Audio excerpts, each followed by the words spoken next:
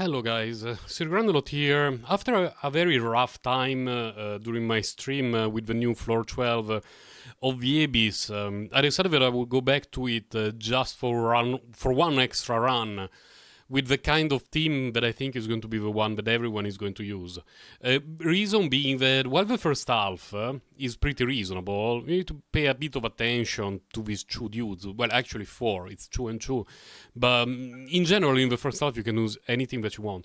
The second half really means that unless you're using a Hyperbloom team or a Dendrocentric team with Nahida Alheta, you're going to have a bad time, or you are going to clear the Abyss in a very suboptimal way. I find this very, very annoying because I far prefer Abyss rotations where we can do pretty much anything we want in terms of team building, and we can clear it as long as we have characters that are decently built and we play them well and all this sort of stuff. Here it's just random stuff in the first half, you play Hyperbloom in the second half and you're good. Let's see how it goes. Now, the first half doesn't matter. So I will be using Raiden and Friends, but I will not even record it. I already did it on stream, and with this team it's very easy, unless you get one shot by the constipated beasts, and it's just a matter of paying a little bit more attention. In the second half, I will be using Nahida with Shinchu, where is Yao Yao? Yao Yao and Kuki. There you go.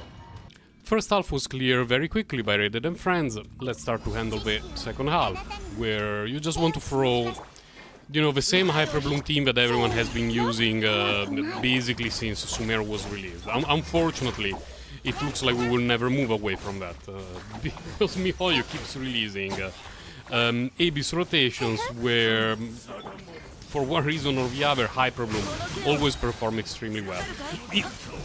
I understand that it's nice because it requires very little investment on our characters to work, but it's also very annoying that it makes it feel every other team a little bit underwhelming. Particularly when other teams are actively bad compared to Hyperbloom. What I mean by that is, for example, this rotation, if you do not have a Hyperbloom, there are not many teams that are really good. It's more a matter of, are you coping with Raiden in the second half, or are you coping with some weird Bennett Kazuha shenanigan team? But everything is clearly worse than Hyperbloom in the second half, like no comparison.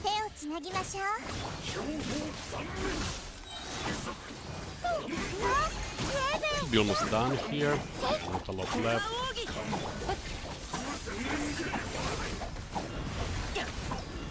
There we go, let's go to the second half.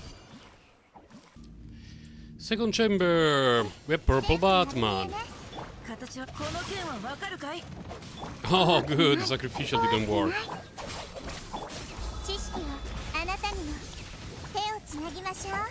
Now I will try to keep my Nahida normal attacks to a minimum because she's Constellation 6. So if I have her on field as the driver, it's going to be a little bit difficult to have an idea of what the team is actually doing.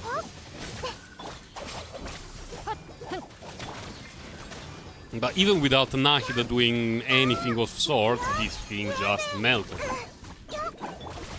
Yay! Okay, here we are with the Giga Dude. The first half was very slow, because the two constipated beasts decided that staying on opposite side of arena was the most meta thing to do, which I guess it was for them, just it was extremely annoying for me. I did not appreciate the lack of cooperation from the constipated beasts, but it is what it is. Okay, now. Okay. We got the energy from his weapon, so everything is good and just in this one.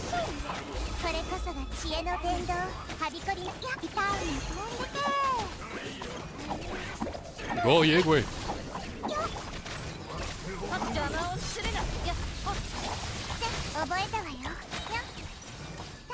Are we done?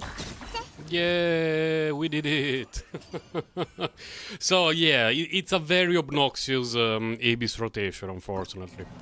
If you have a decently built Hyperbloom team, the second half you are for the most part going to steamroll it, and in the first half you can play pretty much whatever you want. For the second half, anything that is not Hyperbloom is going to feel like you're wasting time, and it's the kind of Abyss that I do not like.